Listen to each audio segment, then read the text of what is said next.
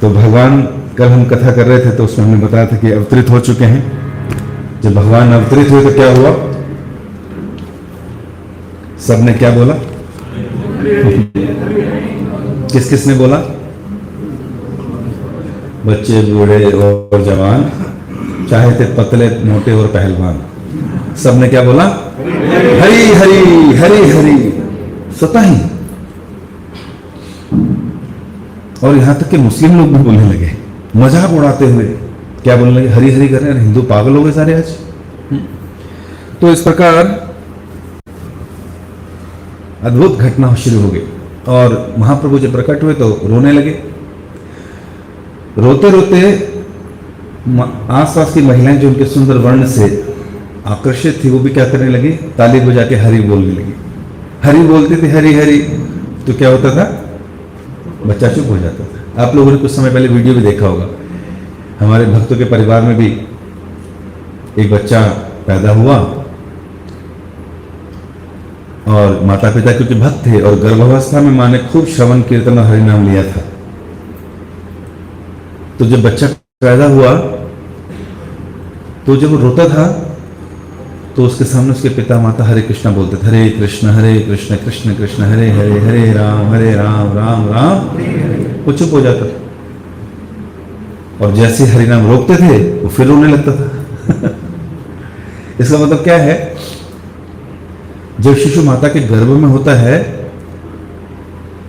तो प्राण तो उसके अंदर भी है, कॉन्शियसनेस, चेतना उसके अंदर शुरू हो चुकी है, तो ज्ञान अर्जित करने लगता है। अभिमन्यु ने माता के गर्भ में ज्ञान लिया। कयादु किसकी पत्नी थी? हिरण्यकशिपु की।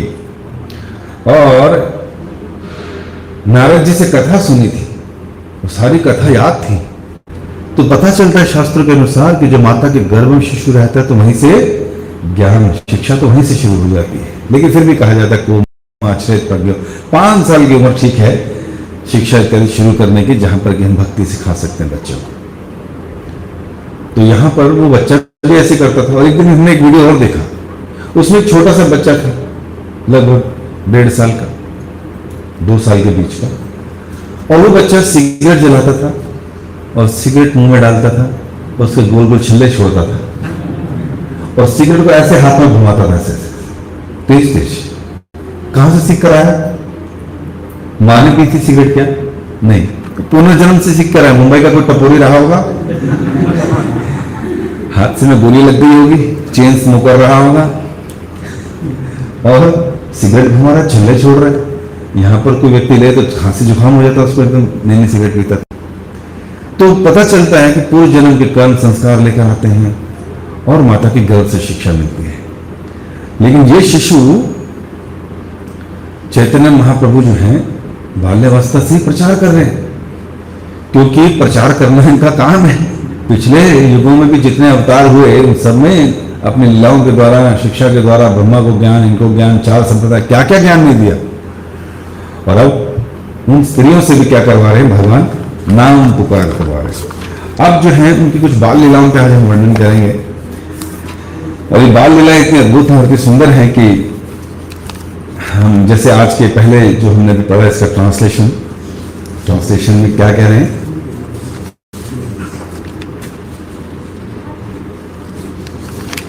उस ट्रांसलेशन में बताया जा रहा है कि भगवान बड़े सुंदर सुंदर व्यंग्यात्मक क्या करते थे, लोगों को हंसाने वाले चरित्र पेश करते थे। तो बताते हैं जब शिशु रूप में थे बालक, माता की गोद में रहते थे, पलंग पर रहते होते थे, तो सबसे पहली घटना क्या करी उन्होंने? पलट गए। जैसे हमारे उसमें होता है ना, बच्चा शिशु अगर करवट लेता है, उठता है, तो इसका भी एक त्योहार मनाया जाता है। तो हुए उल्टे हो गए और अपने चरण दिखाए और उन चरणों में, भगवान के चरणों में कुछ चिन्ह थे। एक बार मैं कहीं ऐसे बोल रहा था कि भगवान के चरणों में ये चिन्ह होते हैं, तो 3-4 लोग बैठे थे, पैरों के नीचे देख रहे थे। हमने बताया भगवान कृष्ण के दाहिने पैर में 11 चिन्ह हैं और बाएं पैर में 8 हैं। राधा रानी के दाहिने पैर में 8 हैं और बाएं पैर में 11 हैं। और गौरांग महाप्रभु नित्यानंद को 16 18 साइन है इस तरह से। तो गौरांग महाप्रभु के चरणों में भी चिन्ह थे। माता देखकर आश्चर्यचकित हो गई, इतने छोटे छोटे से पैर, उसमें इतने सुंदर सुंदर चिन्ह, उसमें ध्वजा दिखाई दे रही है, चक्र दिख रहा है, उसमें कमल का फूल दिख रहा है, ये सारे चिन्ह, शुभ चिन्ह, मछली, त्रिभुज और एक रेखा होती है, ये सारे चिन्ह उसके दिखाई दे रहे। तो हैरान हो गई। अच्छा, माँ जो है ना, जैसे यशोदा मैया की हालत होती थी कृष्ण के साथ, वही शची माता की स्थिति थी। माँ को पता था, उनके पिताजी बोल के गए थे, कौन थे, नीलांबर चक्रवर्ती, भाई तुम्हारे घर में बच्चा प्रकट होने वाला, जो 13वें महीने की बात की थी कि बस होने वाला है, और यह अद्भुत बच्चा होगा, साक्षात भगवान। तो माँ कभी भी अपने बच्चे को भगवान नहीं मानती। वो क्या मानती है, मेरा बच्चा क्या है, तो बस मेरा छोटा सा लल्ला है, वो भगवान नहीं हो सकता, नहीं तो फिर आरती की थाली लगाकर पूजा करेगी वहां, है कि नहीं। तो भगवान की जो शक्ति है, भगवान की जो योग माया शक्ति है, वो भगवान को भी ये भुला देती है कि वो भगवान है, और उनके परिकरों को भी ये भुला देती है कि ये भगवान है। तभी तो रसों का आस्वादन कर पाएंगे, है कि नहीं। जैसे हम लोग पूरा जीवन यहां पर क्या सीखते हैं, कृष्णस्तु भगवान स्वयं, याद कराया जाता है हम भगवान नहीं है। कौन है भगवान, भगवान कृष्ण है, कृष्ण है, कृष्ण है, Krishna is the supreme personality of God है। लेकिन आध्यात्मिक जगत में भुलाया जाता है कि कृष्ण भगवान नहीं है। क्यों, तभी तो लीलाओं का आस्वादन होगा। अगर कृष्ण को भगवान मान लिया कृष्ण, तो फिर लोग उनके साथ कबड्डी कौन खेलेगा, उनके साथ माखन कौन चोरी करेगा, विवाह की बात कौन करेगा। तो इसलिए भगवान ने क्या कहा था, मुझे तो मोर सखा, मोर पुत्र, मोर प्राणपति। कोई इस प्रकार प्रेम करता है कि कृष्ण मेरे सखा हैं, मेरे पुत्र हैं, मेरे प्राणपति हैं, एक भाव जय करे सही शुद्ध भक्त। ऐसी शुद्ध भक्ति मुझे पसंद है, और जिसमें नहीं है तो मैं देने आया हूं, ये दूंगा, इससे पहले नहीं दिया ये मैंने। तो बालक के चरणों में साइन देखे और मां विस्मित हो गई। उसके बाद पिता को बताया, पिता भी कहते थे ठीक है कोई बात नहीं, छोड़ दो इस बात को। फिर अगले दिन देखा घर के अंदर भगवान के चलने के फुटप्रिंट्स दिखाई दिए, उसमें वही सब साइन दिखाई दिए। तो पिता ने कहा ये क्या चक्कर क्या है, हमारे घर में विष्णु के चरण चिन्ह कैसे आ रहे हैं, कहीं हमारी जो गोपाल जी की शालिग्राम शिला है वही कहीं गोपाल जी का रूप लेके तो नहीं चल रही घर के अंदर, साक्षात विष्णु के चरण चिन्ह। और फिर उनको यह भी लगता था कि हमारे घर में देवता लोग आते हैं आजकल, स्तुतियां करते हैं, ऐसी ऐसी घटनाएं हो रही हैं। मुझे ऐसा स्वप्न में लगता है, कभी ऐसा दिखाई देता है। मां कहती है मुझे भी ऐसा लगता है, और हो भी क्यों ना, वो साक्षात भगवान किसी घर में उपस्थित हों तो सारे देवता पहुंचेंगे कि नहीं पहुंचेंगे। जैसे आज अचानक यहां पर नरेंद्र मोदी आ जाए बिना किसी इंटीमेशन के, तो जितने 3-4 आसपास इलाके के लगने वाले एमपी हैं, एमएलए हैं, काउंसलर हैं, और छोटे भैया जितने नेता होते हैं कहां होंगे, सब सारे बाहर खड़े नजर आएंगे, अरे मोदी जी हैं, मोदी जी हैं, है ना। तो उसी तरह जब भगवान अवतरित होते हैं, प्रकट होते हैं, तो सारे देवता लोगों को लगता है भाई माई बाप आ गए, है ना, इन्होंने तो सेवा दिया, हमें डिपार्टमेंट हेड बनाया, तो साके स्तुतियां करने लगे, तो ये सब स्तुतियां करने लगे। तो ये सब दिखाई दे रहा था। अब क्या था,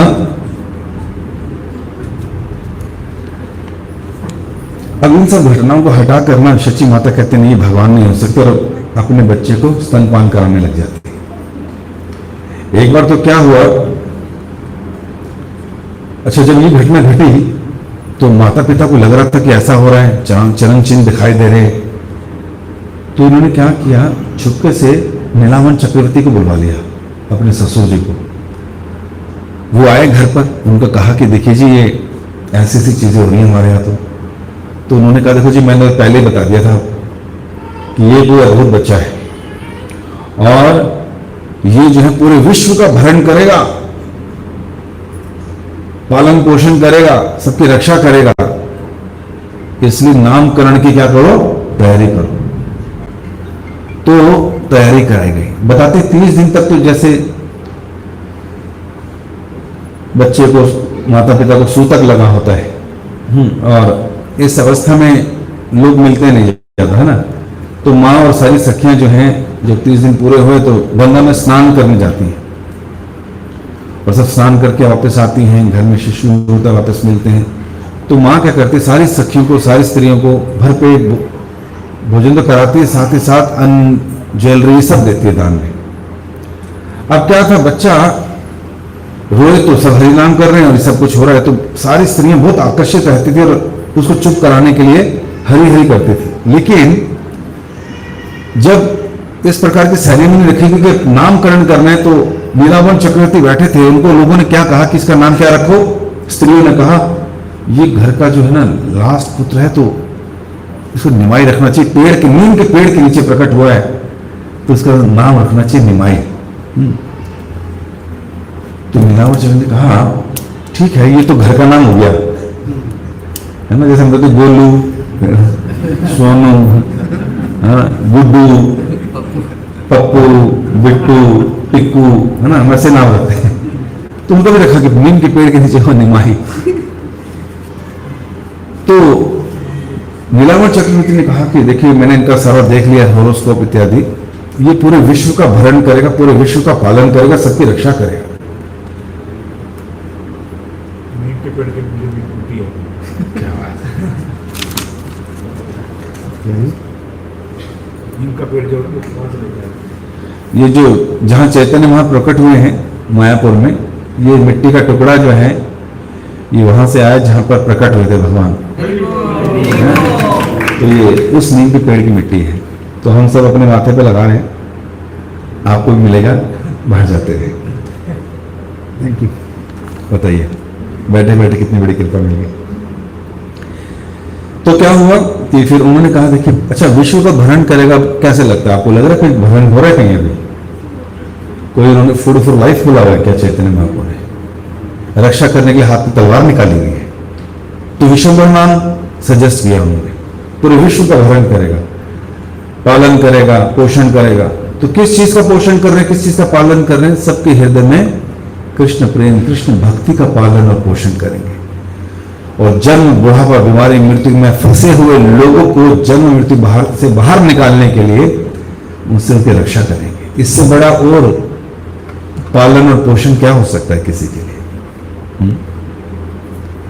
तो इस प्रकार उनका नाम विश्वंभर रखा गया, विश्वंभर भगवान की।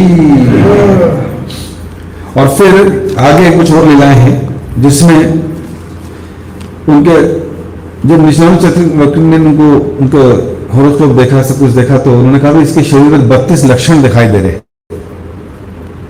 जो कि किसी आम इंसान के ऊपर नहीं होते। इस तरह के 10 होंगे, 5 होंगे, 4 होंगे। तो इसमें पूरे के पूरे 32 लक्षण हैं इसके शरीर में। तो वो लक्षणों का वर्णन करते हैं श्रील प्रभुपाद जी अपने प्रकट में, इसमें भी बताया गया है। तो अगर पढ़ूंगा तो फिर कई लोग अपने से कंपेयर करते हैं, ये तो है मेरे अंदर, ये नहीं है, ये भी है। तो कई बार होता है ऐसा। तो इस प्रकार उनके लक्षणों को बताया गया है कि 5 चीजें बड़ी होंगी, 5 चीजें छोटी होंगी, संकुचित सूक्ष्म होंगी, 7 लाल रंग की होंगी, है ना, 3 गंभीर होंगी, 5 छोटी होंगी, ऐसे करके 32 सिम्टम्स हैं। और फिर नामकरण हुआ, नीलावर चक्रवर्ती आए, उन्होंने सब कुछ बताया। अब महाप्रभु ने सबसे हरिनाम करवाना शुरू कर दिया था और साथ ही साथ कुछ और लीलाएं घटना शुरू हो गई। अब एक दिन महाप्रभु जो हैं, निमाई जो हैं, घर के बाहर ही बैठे थे और मिट्टी खाने लगे। अब बच्चों का शौक होता है मिट्टी खाने का, है कि? कितने लोगों ने मिट्टी खाई बच्चों ने? बहुत सारे लोगों ने खाई। श्रील प्रभुपाद जी कह रहे हैं कि चैतन्य महाप्रभु की लीलाओं को सुनकर या कई बार हमें लग सकता है कि हमारी तरह साधारण बच्चे थे, मैंने भी खाई थी मिट्टी, मैंने भी ऐसा। इन सब लीलाओं को सुनकर ये नहीं फील करना चाहिए कि वो हम एक है। भगवान कहते हैं भैया मनुष्य तनि आश्रिता, बुद्धू लोग भी समझ नहीं पाते जब मैं इस प्रकार के देह को लेकर आता हूं, उनको लगता है हमारे जैसे ही है। लेकिन भगवान की लीलाएं माँ को, ब्रजवासियों को रंजन आनंद देने वाली होती है। जैसे हमारा बच्चा भी हमको आनंद देता है ना, उसका मिट्टी खाना, एक थप्पड़ पड़ता ठीक हो जाता है ना, उसका क्रॉलिंग करते हुए जाना, उसे कुछ करना, माँ को भी अच्छा लगता है। उसी तरह भगवान जब इस प्रकार अवतरित होते हैं तो माँ को, पिता को, आसपास के रिलेटिव्स को खूब आनंद आता है। लेकिन भगवान की लीलाएं दूसरे प्लेटफॉर्म पर है। हमें ये नहीं सोचने कि हमारी तरह है।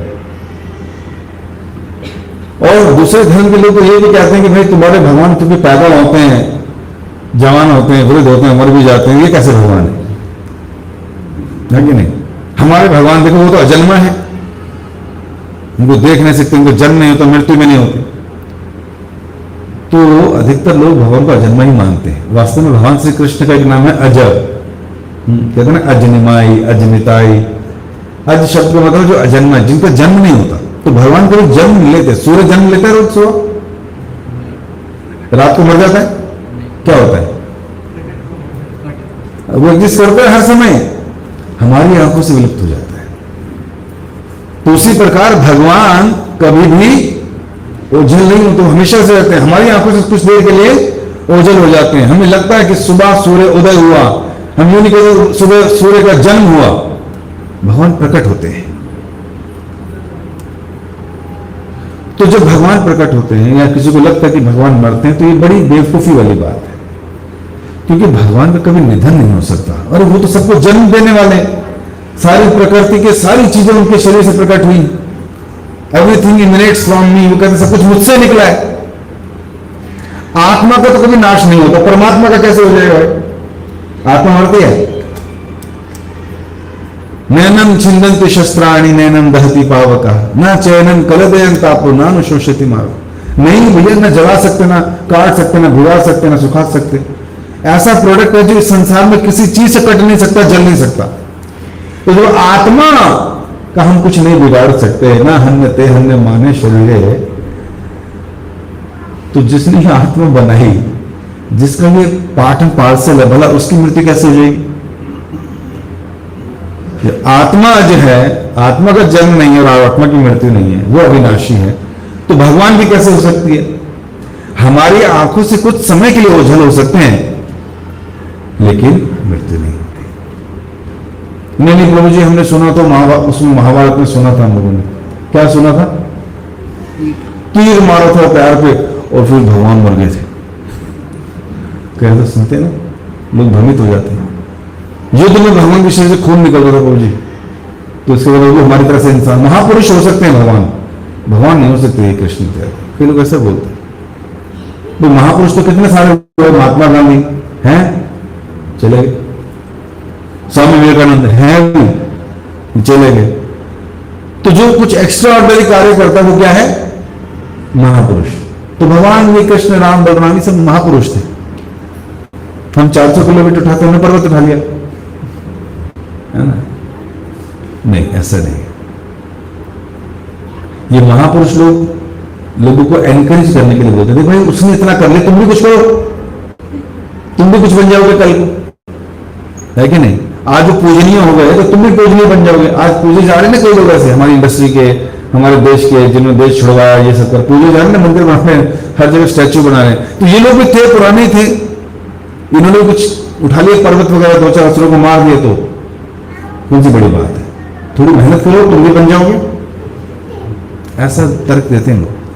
नहीं, जिसने तीर मारा, भगवान ने स्वयं अपने जाने के ऊपर यदुवंशी भी जाने की तैयारी कर ली थी, इसलिए श्राप दिलवाया, इसलिए उसको मूसल जो बना प्राप्त हुआ, जो पेट में था, उसको चूरा करवा के दूसरे ने पानी में फेंकवा दिया, उससे नई प्रकार की खेती हो गई। वो वहां पर गए, सबने दारू पी, जो वहां ताड़ी होती है, आपस में एक दूसरे को मार मार के सब धाम जाने लगे। उसमें से एक टुकड़े को जरा नाम के शिकारी ने उसमें पे लगाया, और भगवान ने उसको क्या बनाया?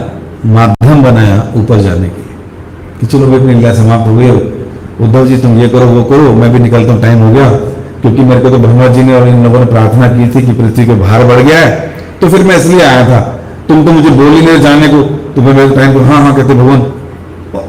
ब्रह्मा जी, शिव जी इत्यादि सारे भगवान के पास पहुंचे थे कुछ समय पहले कि भगवान हमने आपसे प्रार्थना की थी कि पृथ्वी का भार उतार दीजिए, और आप आ भी गए अपनी नित्य लीलाओं को छोड़कर, तो भैया आपका काम हो गया, तो अभी आप क्या करिए, अपने धाम में फिर से उन लीलाओं में अनुरक्त हो जाए, हम आपको ज्यादा देर तक डिस्टर्ब नहीं करना चाहते।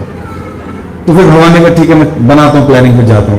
अब वो जराव ने तीर मारा क्योंकि दोषी तो भगवान भी है, तो तीर लगा। अब मुझे बताइए, तीर लगने से कोई पैर पे कोई मरता है? गोली लगने से नहीं मरता है कि पैर पे? ये गोली लगने से नहीं मरता, तलवार लगने से नहीं मरता। भाई क्या हो गया, कपड़ा बांध लेते भगवान, दुनिया मांगती है, हम भी बांध लेते भाई, ये जार ऊपर नहीं जाएगा। वो बेचारा आएगा भाई, मैं तो सोचा कि हिरण की आंख है जी, क्षमा कर दो। वो कहते नहीं भाई, ये टाइम हो गया, तुम निकलना तक बहाना बनाया है, उसका भी पिछला इतिहास है, तो उधर नहीं जाएंगे। बट भगवान, अरे उसको कहा तू भी धाम जा, चल तू भी निकल, उसको भी धाम भेज दे। मारने वाले को भी मुक्ति दे रहे हैं भगवान, और खुद को मुक्त करना भूल गए, खुद मर गए हैं।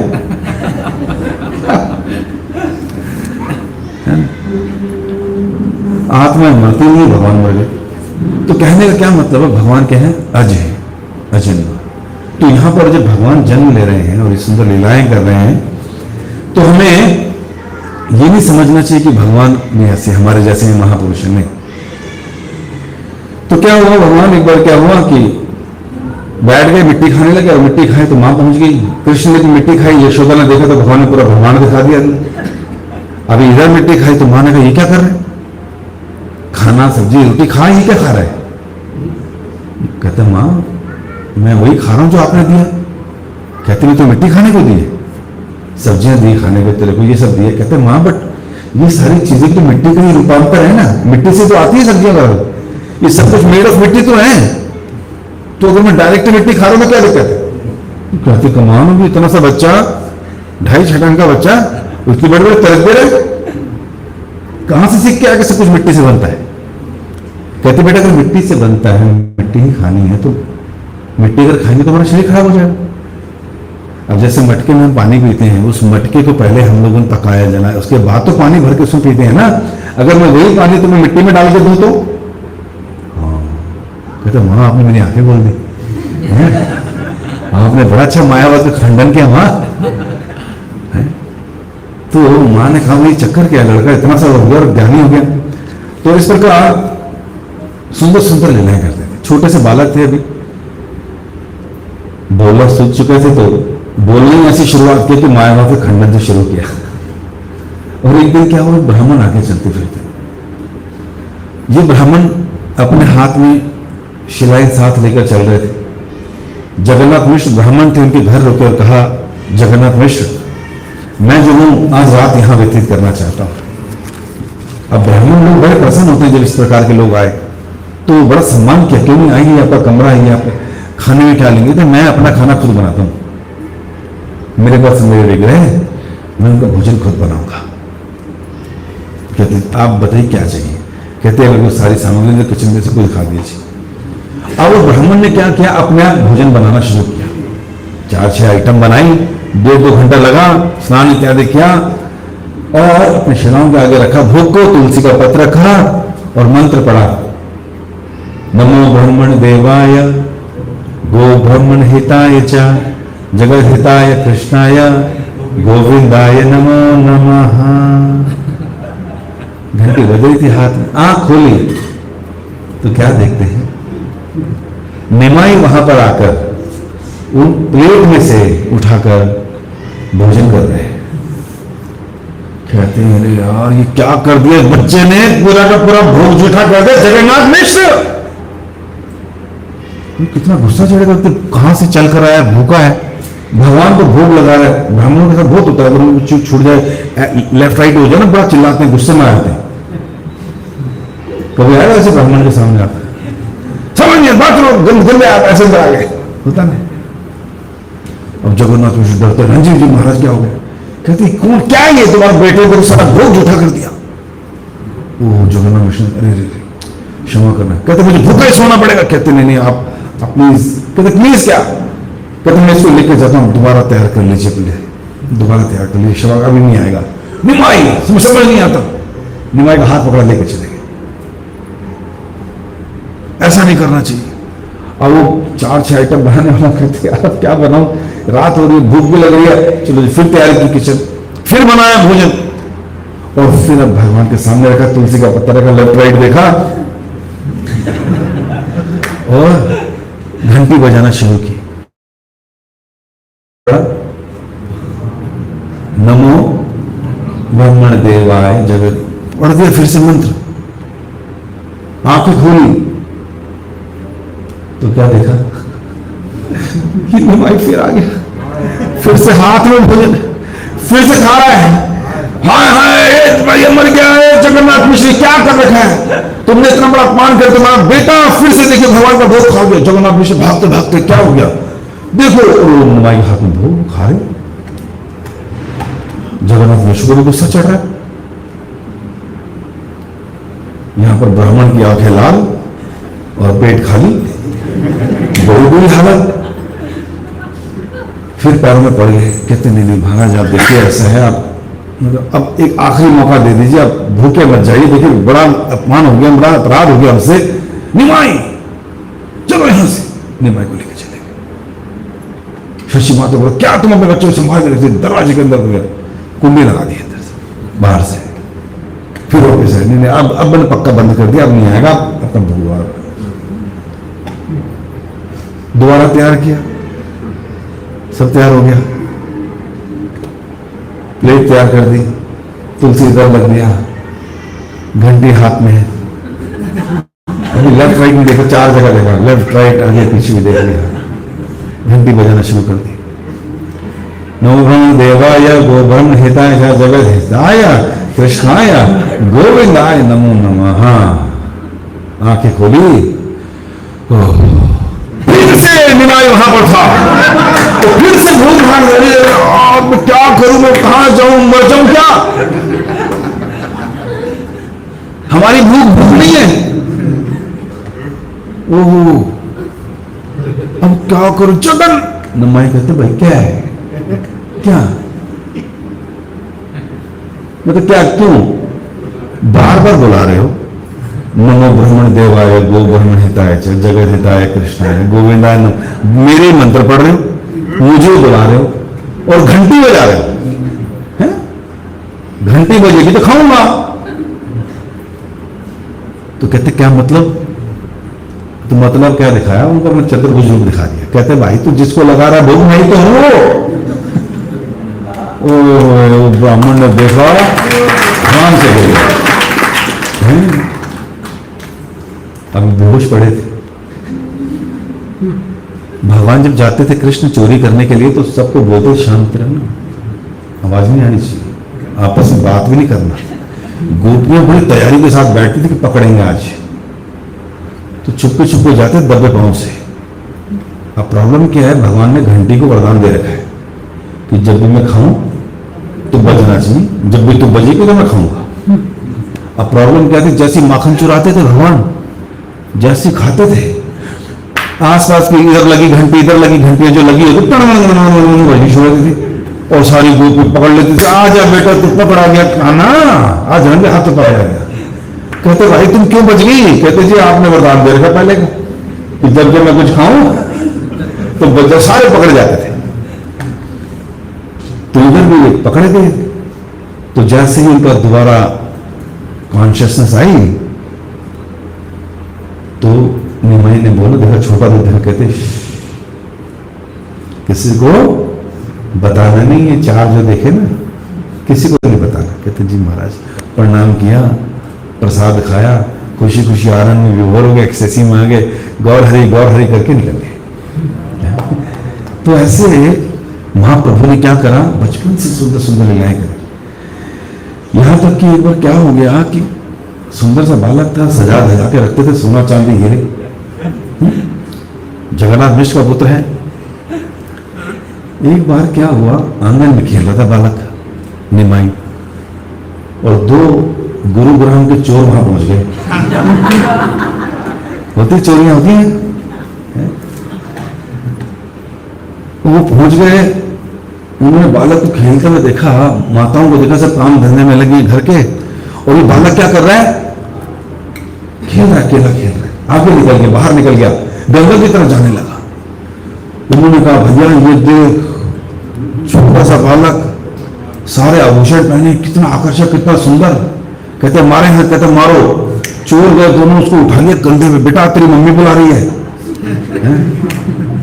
ना, पापा पर जाना, पापा पर, हाँ जी चॉकलेट खाना, हाँ जी, ऐसे ले जाते ना बच्चों को। तो उसको भी उठाया, तो मम्मी बुला रही है, पापा बुला रहे हैं। कहते हाँ चलो चलो, दूर आ गया, बिठा लिया और लेके चल पड़े। मतलब जो चोरी करते हैं ना, आप लोगों ने पता नहीं की नहीं की, जो चोरी करते हैं उसमें आधी सक्सेस तो होती है जब माल हाथ में आ जाता है, और फिर जब लेकर निकल रहा होता है उसकी एक अलग ही फील होती है कि अब तो ये मेरी हो गई चीज, अब मैं ऐसे एंजॉय करूंगा, बस निकल गया, अब किसी ने देखा नहीं है, बस हो गया। करा किसी ने चोरी? कुछ कोई नहीं हाथ खड़ा करेगा, मैं जानता हूं कि चोरों की यही फीलिंग थी। जैसे मैंने भागवत में लिखा, बड़ा खुश हो रहे, कहते यार आज तो लंबा हाथ मारा, इस बच्चे को बिठाएंगे, इसको सारे आभूषण निकालेंगे, किसी ने देखा भी नहीं, निकल के तेज भाग, निकल, बस निकल निकल निकल, भाग रहे हैं, तेज भाग रहे हैं, जा रहे हैं, और बच्चे से बतिया भी रहे हैं, बस ले जाते हैं, अभी आ रहे हैं, घर आने वाले, घर जाना ना, हाँ जी ऐसे कर रहे हैं। कुछ लोग भी खड़े थे गांव के, जानते थे, बट वो ऐसा विकेस हो गए, माया कुछ ऐसा कर गई कि उनको लगा था भाई जानकारी लोग हैं, ऐसे ले जा रहे हैं, और वो बड़ी तेज से भाग रहे थे अपने घर की तरफ कि किसी जगह पर जाएंगे, कोने में अंधेरे में निकालेंगे सारे आभूषण इसके।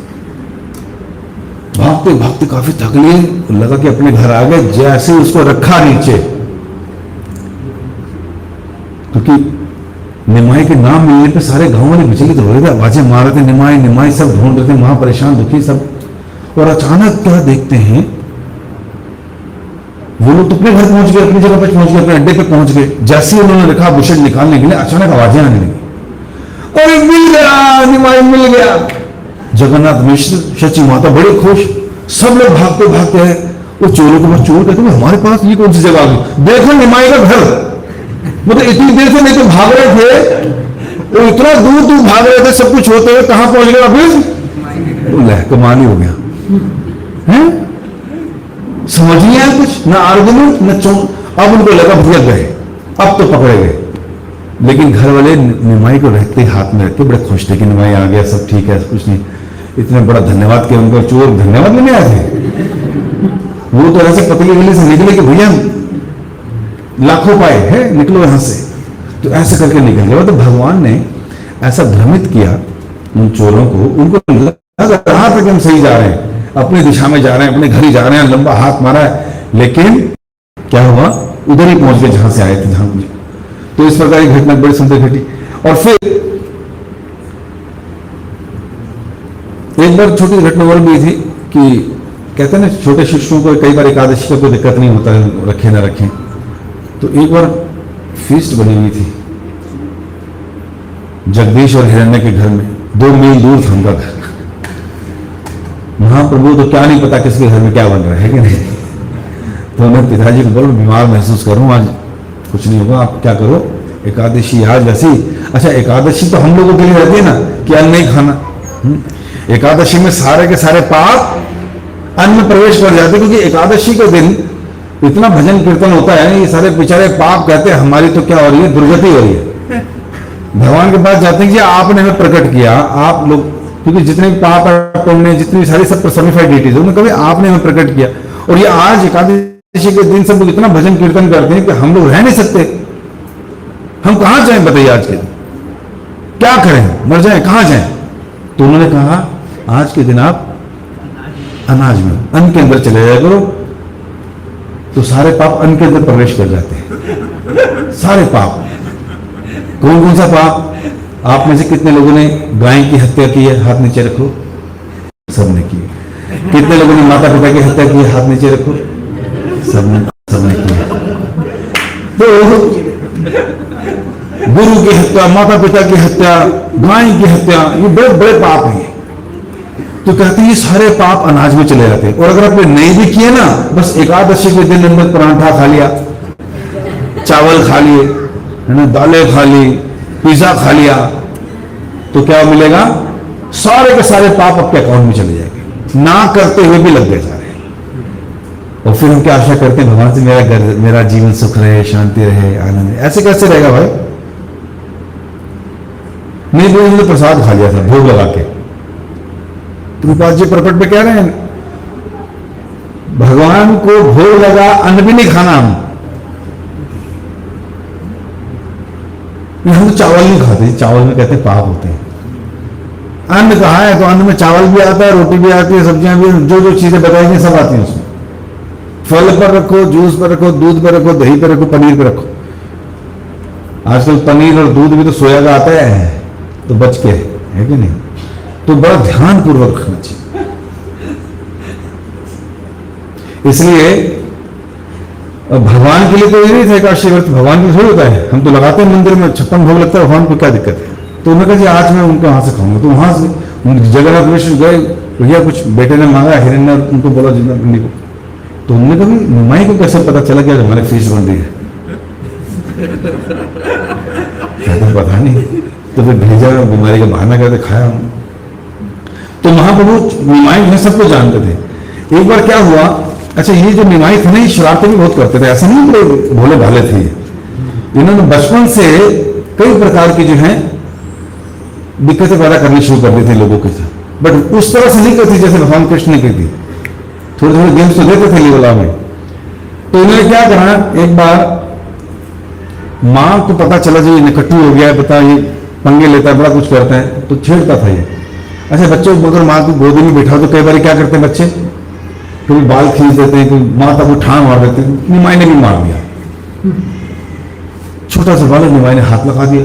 अब मां ने क्या करा, तुरंत धड़ाम से नीचे गिर गई, बेहोशी की एक्टिंग कर दी। सारी आसपास की महिलाएं इकट्ठी हो गई, हाँ निमाई तेरी मां। निमाई रोने लगी, मम्मी तूने मारा इनको? कहते हाँ। तो फिर कहता जिंदा कैसे? कहते काम कर, तू बाहर जा, दुकान में दूर कहीं जा, 2 नारियल लेकर आ। तो नारियल लाए तेरी मां नारियल पानी पी के ठीक हो जाएगी।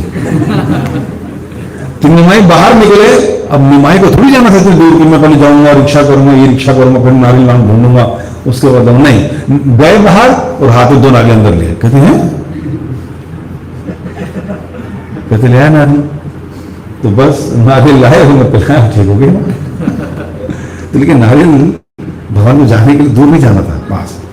अच्छा लीलाएं शुरू कर दी थी भगवान ने, देखा ना। यहां तक कि क्या हुआ, एक बार हाँ उनकी जो पहली शादी हुई थी ना निमाई की, वो लक्ष्मी प्रिया से हुई थी, वल्लभाचार्य की पुत्री थी।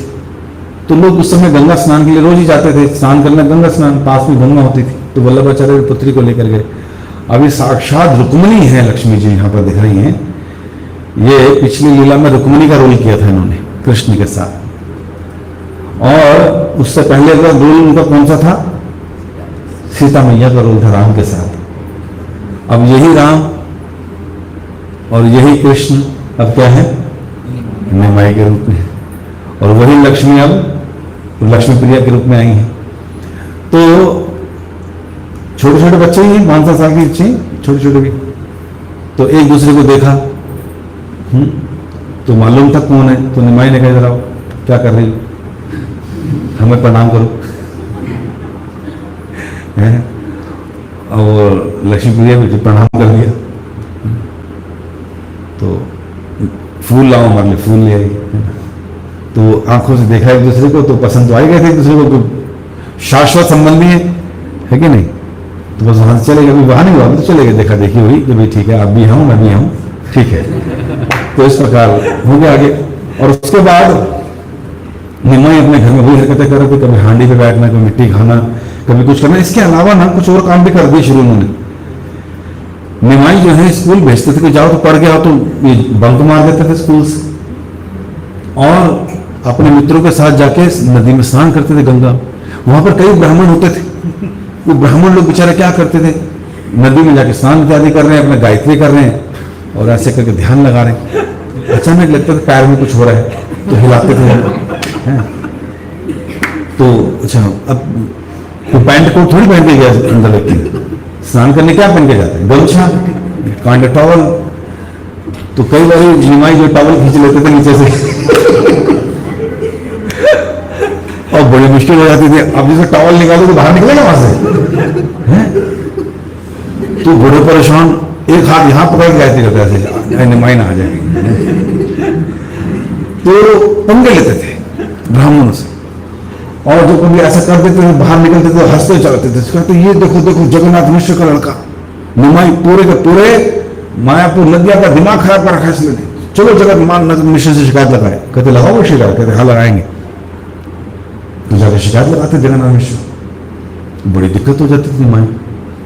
कहते अभी अभी हमने देखा तुम्हारा बेटा ये करके आया, ये करके। कहते क्या बात कर रहे हो, मेरा बेटा तो अंदर निमाई, वो अंदर से बाहर निकलते ऐसे मासूम चेहरा लेकर, जी पापा। कहते देखो मेरा बेटा अभी बस स्कूल से आके लेटा ही है। कहते नहीं भाई, ये तो उधर वहां गमछम से खींच रहा था। कहते तुम स्कूल नहीं गए, ये कह रहे तुम स्कूल नहीं गए, तुम्हारा। कहते नहीं मैं स्कूल गया था, देखो मेरे ऐसे कपड़ों पे इंक लगी होती थी। कहते देखो जी मेरा बात ऐसे है। तो निमाई समझ जाते थे, कहते बेटे आओ शिकायत लगाने आए, ठीक है अब कल दिखाता हूँ। अगले दिन सुबह सुबह पहुंच जाते निमाई। ये लोग टॉयलेट जाते थे ब्राह्मण लोग, छप्पड़ के दरवाजे होते थे इनके, है ना, बाहर जाकर कुंडी लगा देते थे, बैठ बेटा अंदर ही रहते। वो ब्राह्मण बाहर ही ना निकल पाए, अंदर से चराने खोलो, दूसरा कहता मैं भी अंदर हूं, मैं कैसे खोलूं। तो कई कई लोग अंदर रहते थे, बड़ी बड़ी देर। अब टॉयलेट में कोई रहता है, कितनी देर रहता है, बिजनेस किया निकले बाहर, रुकना नहीं चाहता व्यक्ति। अब वो घंटों रहना पड़ता है, दूसरा ना है तक। तो निमाई जो है इसको की शरारतें करते थे, और ये लोग शिकायत लगाने जाते थे। एक दिन तो पकड़ के डांट दिया जगन्नाथ मिश्र ने, डांट दी, अच्छी डांट लगा दी।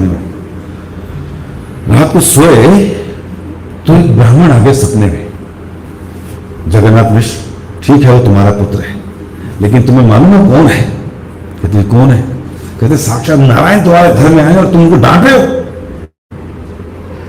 कहते भाई डांट वाले काम करता हूं और मैं उसको पिता हूं, डांटो क्यों नहीं।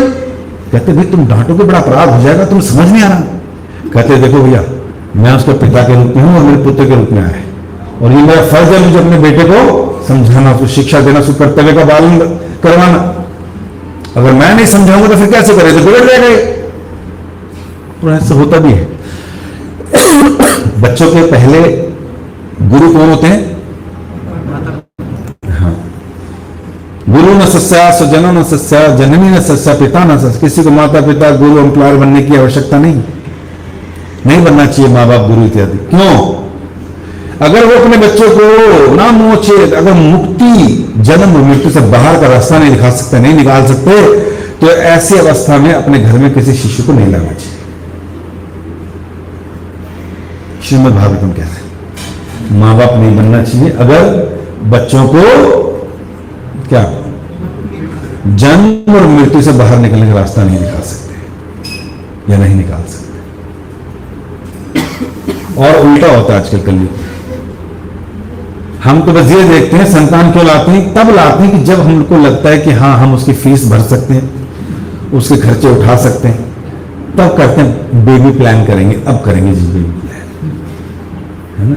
प्लान का मतलब क्या हुआ, नाउ ये है बोथ आर अर्निंग, घर में 50,000 1 लाख आ रहा है, अब आप अपने बच्चे के 15,000 फीस भर सकते हो, 10,000 ट्यूशन भर सकते हो, कपड़े लत्ते कितने डाल सकते हो, चलिए बेबी प्लान करें।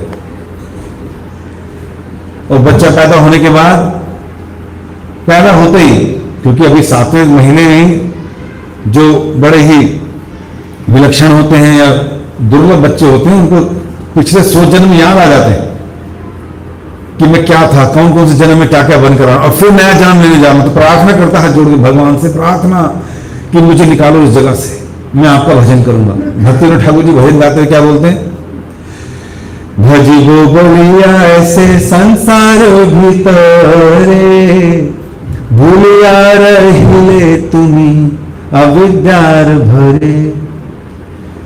कि तुम जब माता के गर्भ में थे ना, तो तुमने प्रार्थना की थी भगवान से, क्या कि हमें यहां से निकालो निकालो निकालो।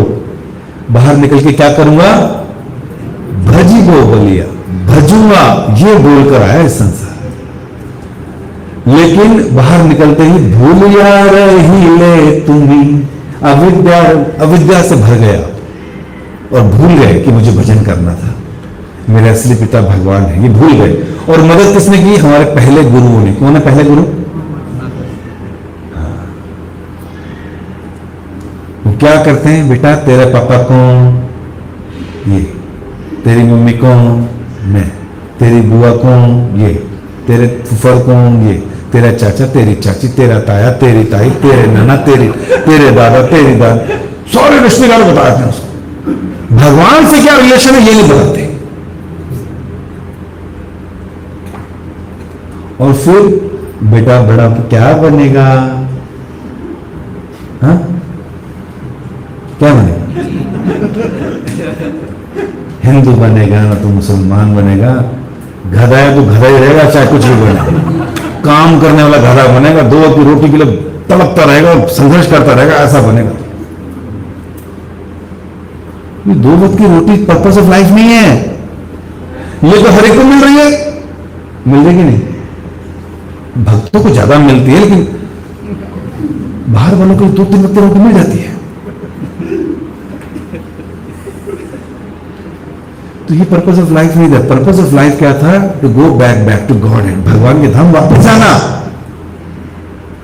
ये हमने सिखाया नहीं। हमने शरीर के संबंधों को बता दी, तू मेरा बेटा, मैं तेरा बाप, ये शरीर मैंने दिया है, तेरे लिए क्या क्या किया है, खाली पेट हम तेरे को पाला है, तेरे को पढ़ा है, अब तू मुझे पाल। ये रहता है। बस इसी धर्म का पालन करते हैं। इसके अलावा जो आत्मा का धर्म है उसका पालन नहीं करते। इसलिए जगन्नाथ मिश्र कह रहे हैं, मैं पिता हूं, मुझे अपने बच्चे को डांटना भी पड़ेगा, समझाना पड़ेगा, कर्तव्य है उसको, मेरे को सिखाना भी पड़ेगा। उसी तरह माता पिता को चाहिए बच्चों को गर्भ में आते ही शिक्षा और बाहर निकलने के बाद भी भगवान से उसके संबंध को स्थापित करने में मदद करना। सारे संबंध भी बताओ, लेकिन ये भी बताओ कि असली संबंध उसका भगवान से है, आत्मा का संबंध परमात्मा से है। हमारा तो टेम्परेरी है बेटा, 50 साल के लिए, 40 साल के लिए, 60 साल के लिए, बस। तो हम क्या करते हैं? हम ही योगदान देते हैं बच्चों को। अविद्या अगर भरे, अविद्या से हम ही भर देते हैं उसको।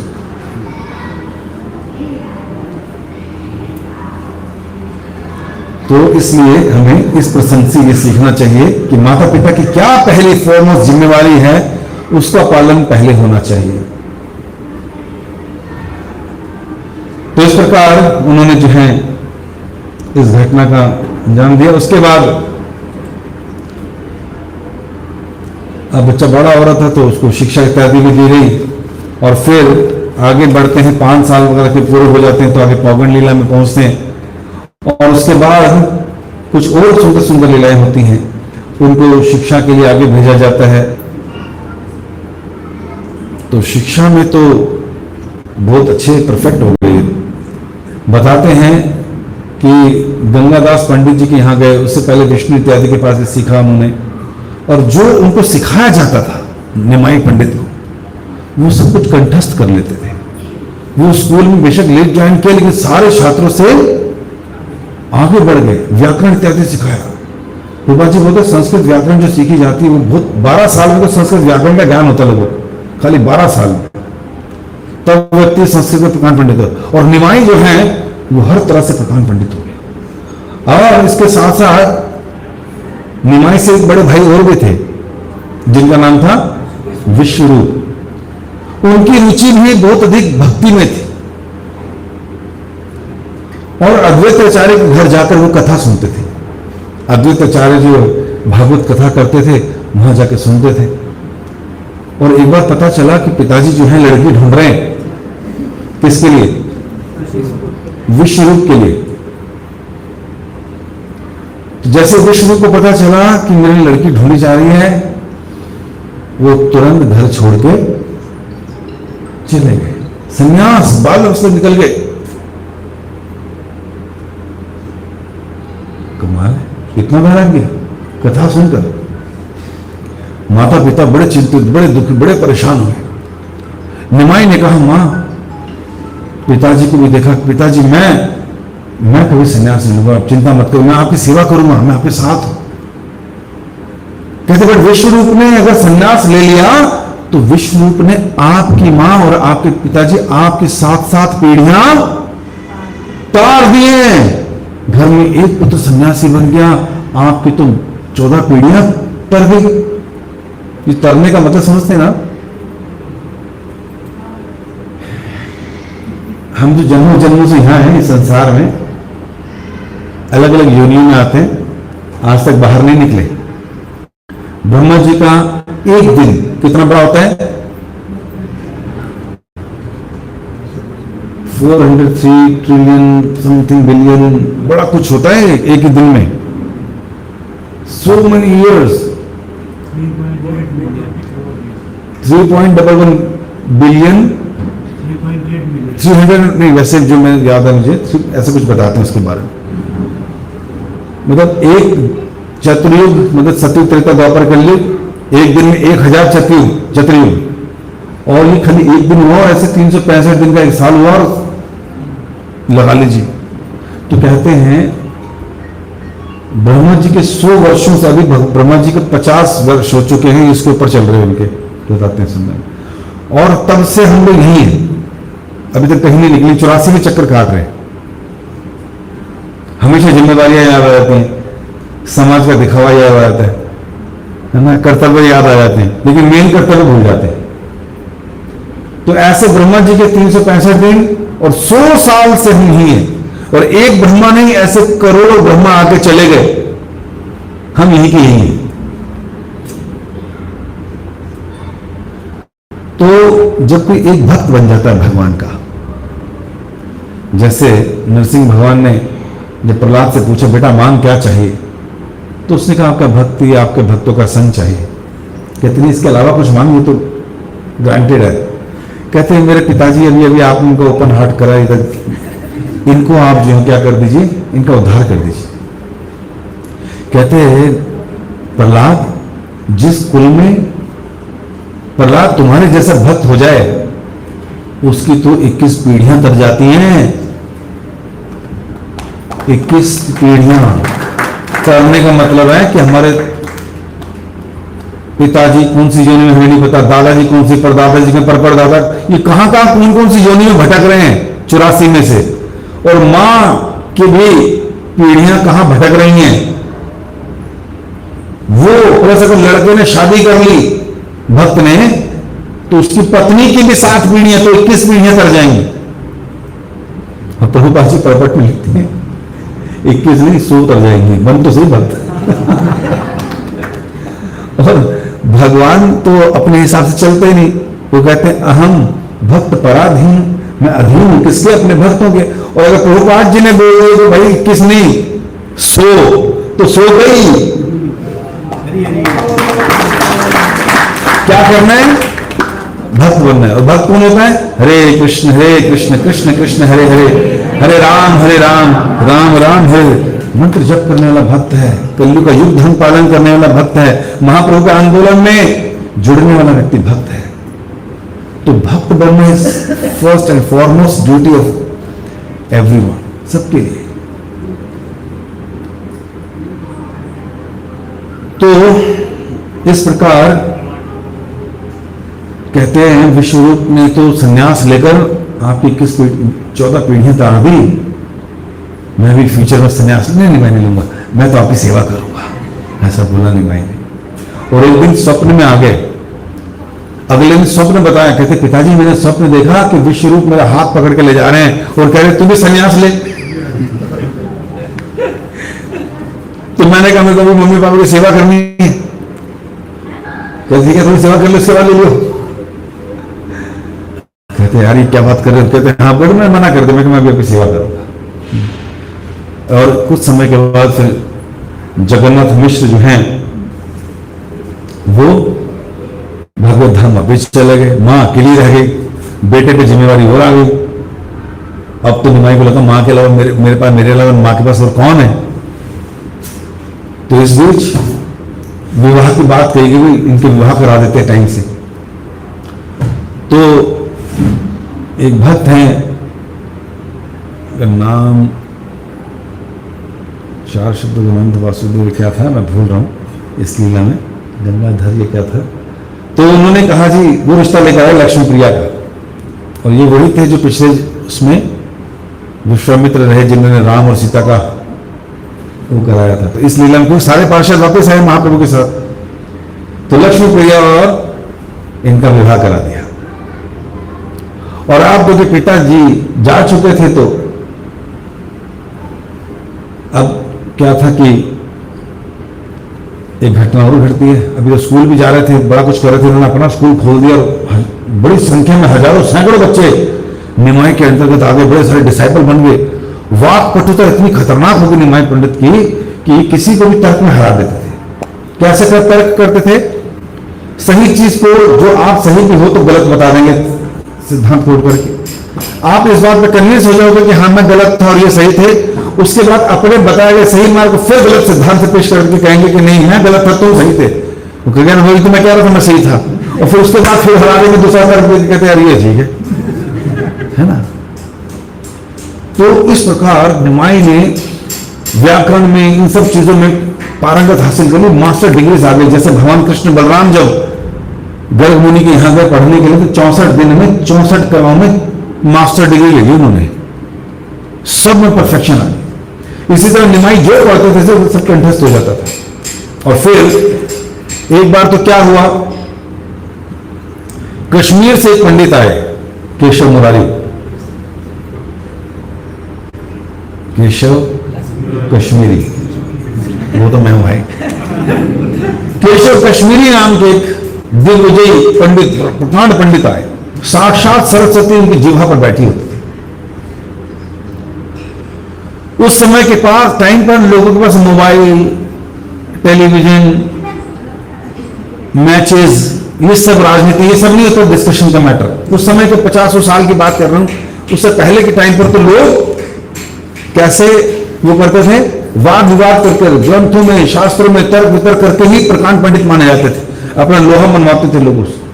तो वो निकला पूरे संसार को जीतने के लिए कि आ जाओ, किस किस स्टेट में हेड ऑफ द डिपार्टमेंट है, मेरे से वाद विवाद करे, सबके सामने करे, और जो हार जाए वो हार मान ले और मुझे भी लिख कर दे मैं हार गया, और फिर मैं अगले गांव जाऊंगा, अगले शहर जाऊंगा। तो ऐसा करता सबको जीतता हुआ आ रहा था। फिर से पता चला बंगाल में बड़े अच्छे प्रकांड पंडित बैठे, तो बंगाल की तरफ आने लगा, खबर पहुंच गई कि केशव कश्मीरी इधर आ रहा है। तो जैसे आ रहा, सारे ब्राह्मणों ने क्या करा, कहते भैया केशव कश्मीरी इधर ही आ रहा है और अपने को हराएगा ये, तो बैटर निकल लो। तो सारे निकल गए और कहते क्या करेंगे, निमाई जो आजकल बड़ा चल रहा है, अपने यहां फेमस चल रहा है, यूट्यूबर है, इसको आगे कर देते है ना।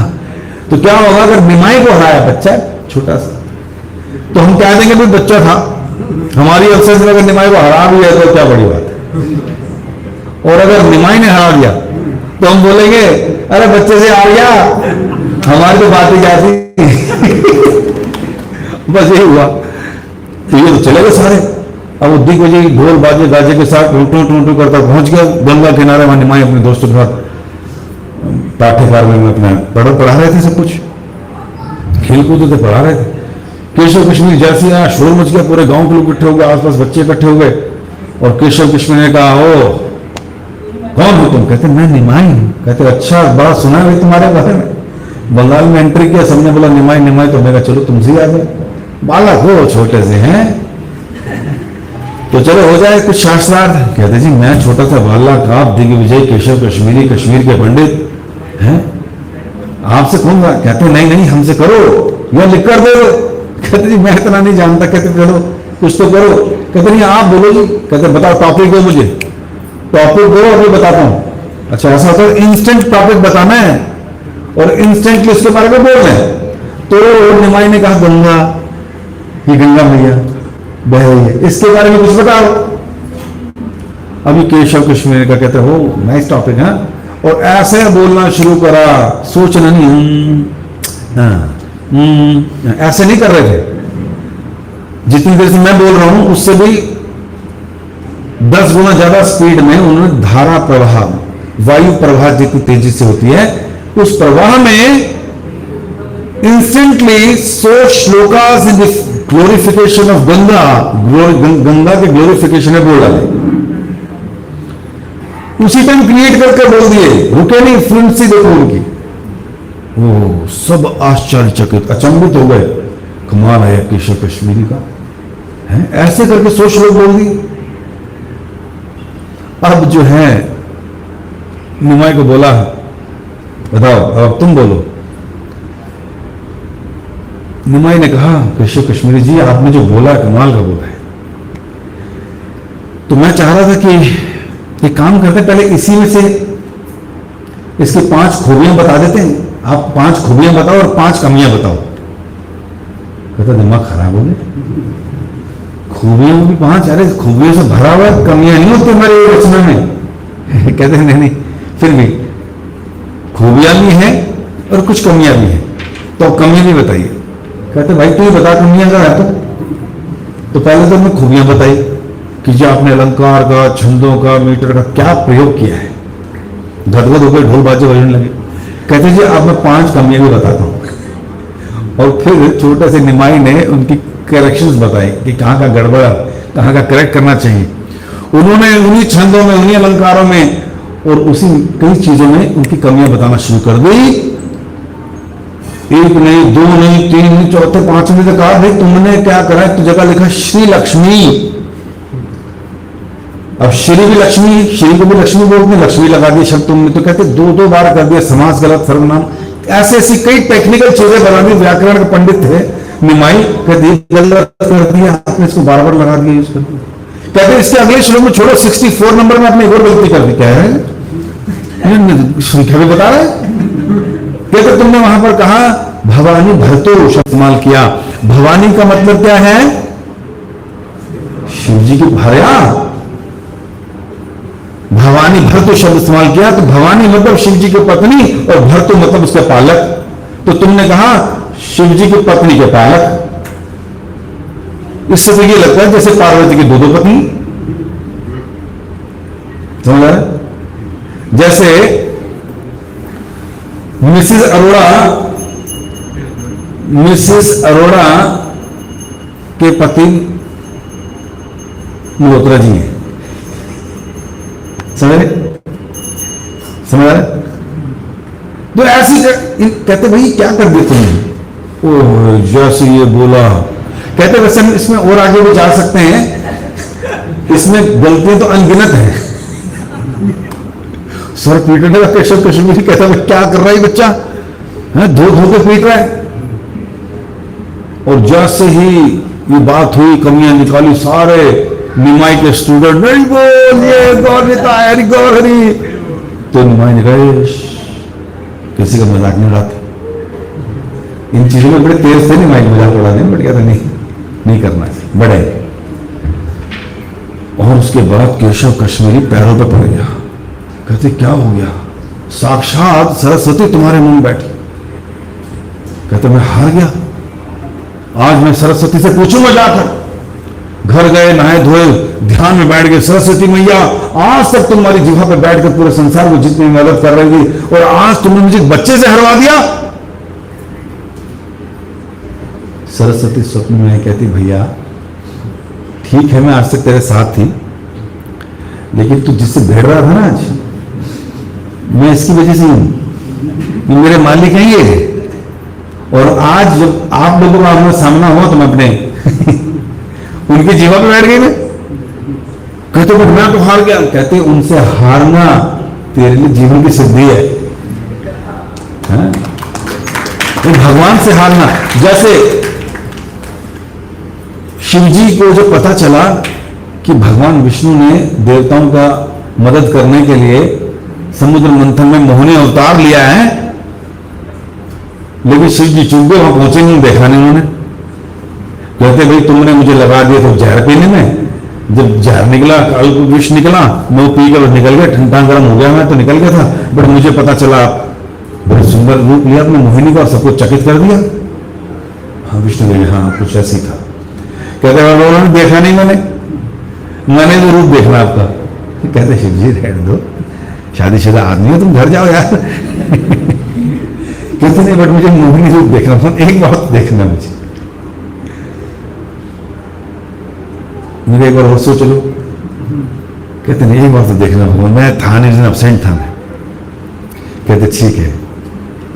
तो भगवान विष्णु ने मोहिनी अवतार धारण कर लिया। अगर आप उस अध्याय को पढ़ेंगे तो मोहिनी अवतार के बारे में सुंदरता जो लिखी है, जो तो उसमें बड़ा सुंदर रूप का वर्णन किया मोहिनी के। अब जैसे ही शिव जी के सामने मोहिनी अवतार हुआ, पार्वती साथ खड़ी हुई, पार्वती को भूल गए, ये भूल गए मैं शादीशुदा हूं, मेरे बच्चे हैं, ऋषि मुनि साथ बैठे हैं, सब भूल गए और मोहिनी के पीछे भागे पकड़ने के लिए। कौन? शिव जी। अभी 2 मिनट पहले क्या होता, नहीं कोई दिक्कत नहीं, दिखाओ, दिखा तो ही सब भूल गए इतना सुंदर रूप और भागे। और मोहिनी भी मोहिनी भी वहां लेके गई जहां भीड़ बहुत ज्यादा थी, जहां और ऋषि मुनि बैठे थे, देवता बैठे थे, इधर बैठे थे, उन्हीं भीड़ में से भागती हुई मोहिनी और पीछे पीछे शिव जी भाग रही है। देखे लेफ्ट में कौन बैठा, राइट में कौन बैठा, सीनियर बैठा, जूनियर बैठा है, इस तरह से। और फाइनली जब पूरी तरह से हार गए, फिर माने हो गया, फिर 4 भुजाओं में खड़े हो गए वहां से, फिर अपने ठिकाने में आए। और उसके बाद शिव जी ने प्रार्थना शुरू की। देखिए भगवान और भगवान के भक्तों का संबंध देखिए।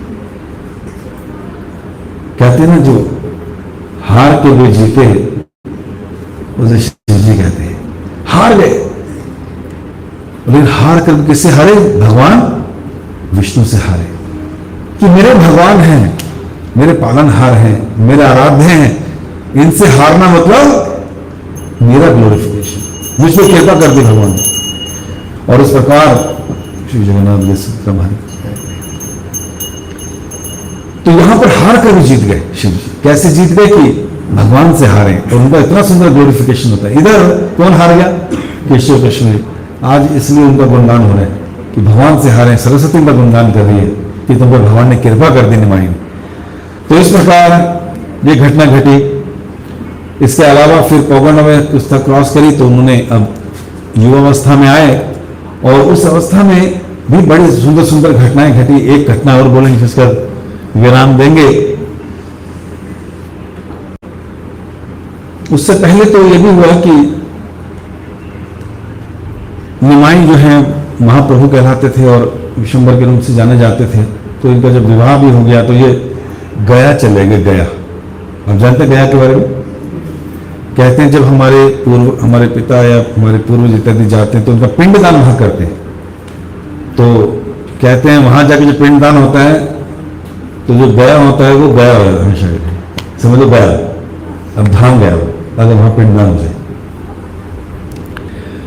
तो अपने पिताजी का पिंडदान कराने गए।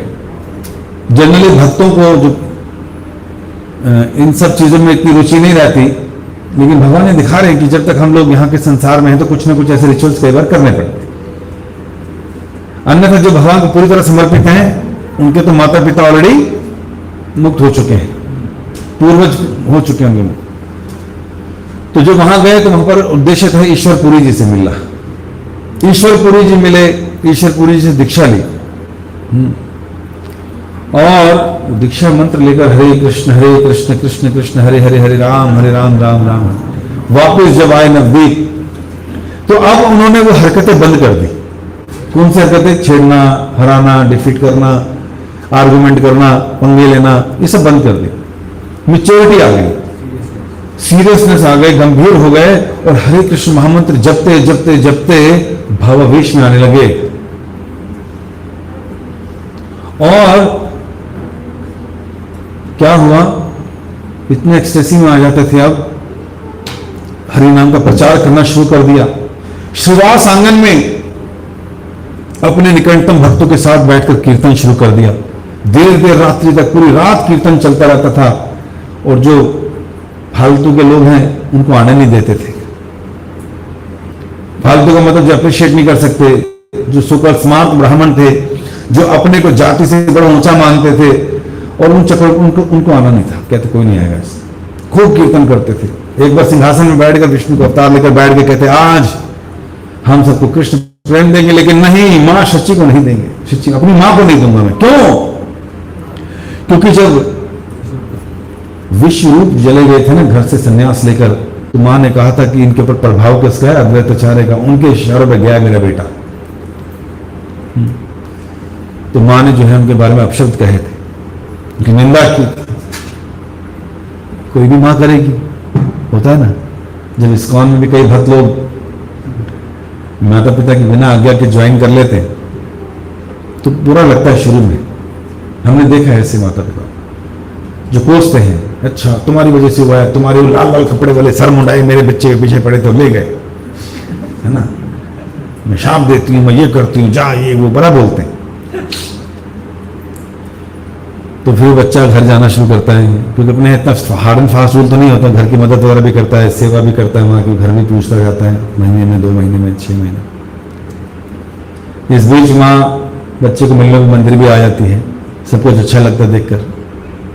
फिर बच्चे के साथ के बच्चों के बारे में सुनती कि उसका तलाक हो गया, उसकी पत्नी भाग गई, उनके बच्चे ने माँ बाप केस कर दिया, ये हो गया। फिर कहती बेटा तू ना सही जगह है,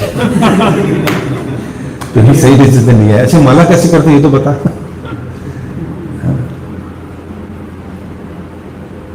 तो माँ बाप माला करना शुरू कर देते, फिर अप्रिशिएट करना शुरू कर देते और फिर भक्त बन जाते।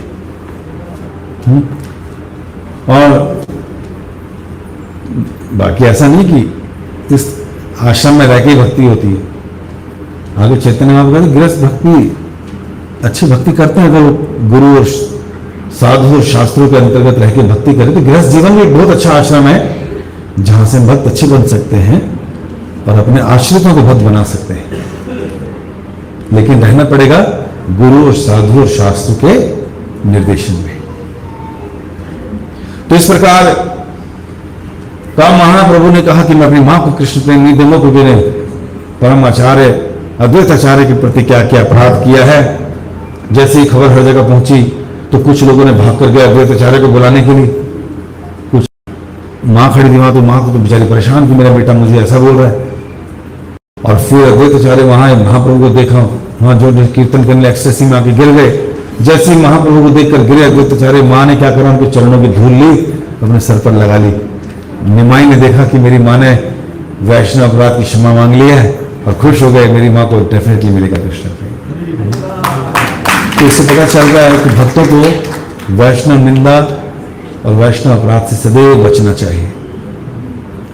हमारा पहला अपराध जो सुबह हम पढ़ते हैं क्या है? वैष्णवों की निंदा नहीं करनी चाहिए। वैष्णवों की निंदा जैसे बताते भक्ति ठाकुर जी की 6 प्रकार से लोग करते हैं, उनको देखकर मुस्कुराए नहीं, तो ये भी एक अपराध है। स्कंद पुराण में तो लिखा है कि जो लोग वैष्णवों को देखकर प्रसन्न नहीं होते तो अपने एंसेस्टर्स, अपने पूर्वजों के साथ कई कई जन्मों तक नरकों में रहते हैं। किस लिए? क्योंकि वैष्णव को देखकर प्रसन्न नहीं हो।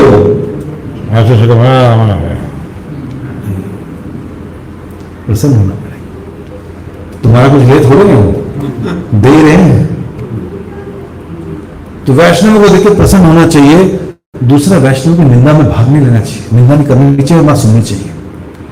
वैष्णव से ईर्ष्या नहीं करनी चाहिए, वैष्णव भक्तों से, और उनके ऊपर गुस्सा नहीं होना चाहिए, उन पर हाथ नहीं उठाना चाहिए, उनको मारना, जान से नहीं मार देना चाहिए। तो इस प्रकार अगर ऐसा कोई करता है तो बहुत अपराध लगता है।